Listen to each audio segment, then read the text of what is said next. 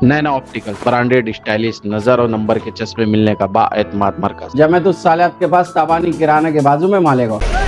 मुझे जो मटेरियल दिया गया है मैं इस पर सुबह तक बोल सकता हूँ। बहुत ढेर मवाद है, लेकिन वक्त बहुत कम है। पुलिस डिपार्टमेंट के लोग हैं, इनकी जिम्मेदारी है कि 10 बजे जलसा खत्म हो जाना चाहिए। लेकिन शहर में हम देख रहे हैं कि कल मछली बाजार में 10:30 पौने 11 बजे तक हमारे मुखालिफिन के जलसे चलते रहे और पुलिस ने कोई केस नहीं बनाया। हम इलीगल गैर कानूनी काम नहीं करते, इसलिए पुलिस डिपार्टमेंट के लोग ऐसा ना समझे कि मैं 11 बजे तक तकरीर करूँगा। मैं वार्ड नंबर 3 में आज इस वक्त गुफ्तगू के लिए खड़ा हुआ हूँ। इस वार्ड से शाने हिंद जो है उम्मीदवारी कर रही। शाने हिंद और बुलंद इकबाल, इनके सरपरस्तों ने हमसे रिक्वेस्ट की थी कि ये दोनों इलेक्शन लड़ते हैं तो एक जीत जाता है, एक हार जाता है। निहाल साहब अपनी जिंदगी में दोनों को एक साथ चुनवा के नहीं ला सके।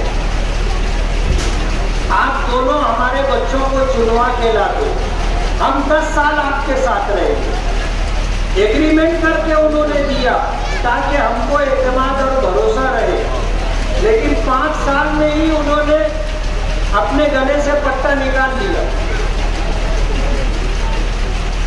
हमको धोखा दे करके जिनको चैंपियन चोर बोलते थे उनके साथ चले गए।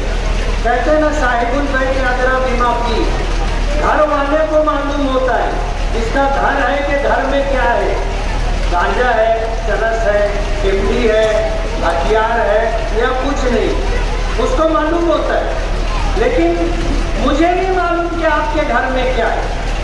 ये कारपोरेशन में थे, हमने बुलंद इकबाल को घर नेता बनाया था, हमने शाने हिंद को अपोजिशन लीडर बनाया था। कारपोरेशन में चैंपियन चोर थे, इन्होंने उनकी चोरी ढूंढ ढूंढ करके निकाली और इलेक्शन में बताया कि ये चैंपियन चोर है। वो चैंपियन चोर लोग इनको बोलते थे ये तोड़ीबाज लोग हैं। हम चोरी करते तो ये अपना हिस्सा लेने के लिए आ जाते। तोड़ीबाज लोग आज यही चैंपियन चोर टोला और यही तोड़ीबाज लोग आपस में गठबंधन करके कारपोरेशन का इलेक्शन लड़ रहे। एक बात जो मैं आपको बताना चाहूँगा वो ये कि ये कभी एक वार्ड से इलेक्शन नहीं लड़ते। जैसे हमने शाने हिंद को नयापुरे से उम्मीदवारी दी, जीत करके आई है, तो उनको नयापुरे से उम्मीदवारी करना था। बुलंद इकबाल को इस्लामपुरे से उम्मीदवारी दी, वो चुन करके आए।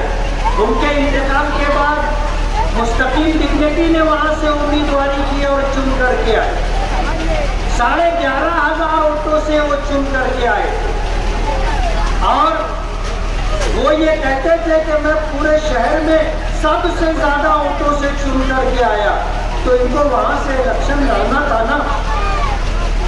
आज शाने हिंद ने नयापुरा छोड़ दिया, आपके वार्ड नंबर 3 में आ गए। मुस्तकीम डिग्नेटी इस्लामपुरा छोड़ दिया, वार्ड नंबर 7 मर्चेंट नगर से इलेक्शन लड़े। ये जहां इलेक्शन लड़े चुन करके आए, इन्होंने वहां कोई ऐसा काम नहीं किया जिसकी वजह से दोबारा चुन करके आ सके। इधर आ गए। अभी मुझे किसी बताने वाले ने बताया कि अंसारी लोगों का एरिया होता है तो शाने हिंद जा करके अपने आप को अंसारी बताती, और हमारे दक्षिणी बिरादरी के भाइयों का महिला हो तो वो सादा मैडम चली जाती ना, वहाँ सादा मैडम जाती, बोलती मैं अम्मन देर की रहने वाली।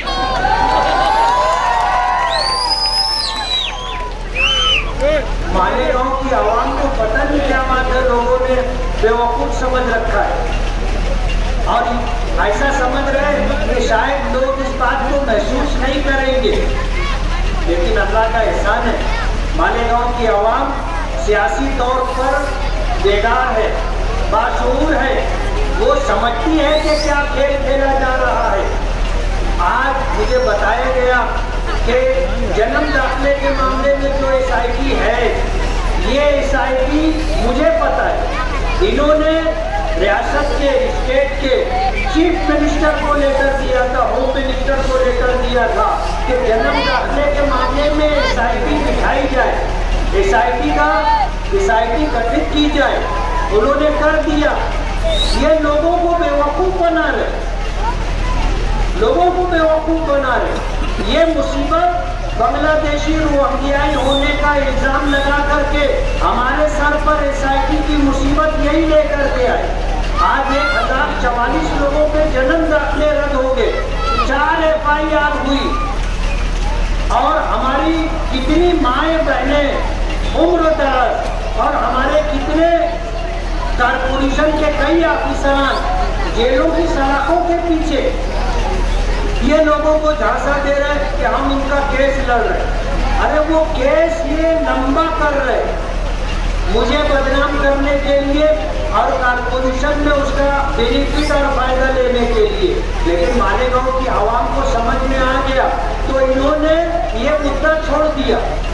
ये इस पर बात नहीं करते, ये कहते कि हम फिरका परस्तों के खिलाफ इलेक्शन लड़ रहे हैं। तो फिरका परस्तों के खिलाफ इलेक्शन लड़ने के लिए तुमको नदी के उस पार जाना पड़ेगा। यहाँ शिवसेना और BJP के लोग नहीं है। तुम मुसलमानों के खिलाफ इलेक्शन लड़ रहे और बोलते हम फिरका परस्तों के खिलाफ इलेक्शन लड़। इनके पास इलेक्शन कोई मुद्दा नहीं। 2024 का इलेक्शन असेंबली इलेक्शन हुआ, उस असेंबली इलेक्शन में इन्होंने 42,831 बोगस ID बनाई थी और इतने ही वोटर लिस्ट में बोगस नाम बढ़ाए थे। हर यादी में कम से कम 100 और 343 वोटर लिस्ट थी। तो इनका प्रोग्राम था कि कम से कम 100 वोट हर यादी पर, और इस हिसाब से इन्होंने वोट गिराए भी। पोलिंग हो गई, शेख आसिफ साहब ने सब तरफ वार्डों में जिनको जिम्मेदारी दी थी फोन कर करके पूछा कितनी वोट गिराए, बोले 70। अच्छा, कितनी वोट गिराए, बोले 50। कितनी वोट गिराए, बोले 100। तो इन्होंने जीत का जश्न मनाना शुरू कर दिया था ना कि हम जीत गए। लेकिन फैसला तो आसमानों पर होता ना। हमारे पास पैसा नहीं था और हम बीमार भी हो गए थे और मर्दाना इलेक्शन लड़ते, बोगस काम नहीं करते, गैर कानूनी काम नहीं करते। हम फिर भी शुरू करके आ गए। 162 ये आंकड़ा ऐसा है कि वो सोच लेते तो उनको घबराहट होने लगती, प्रेशर बढ़ जाता और जिंदगी भर भूलेंगे नहीं। 162 याद रहेगा।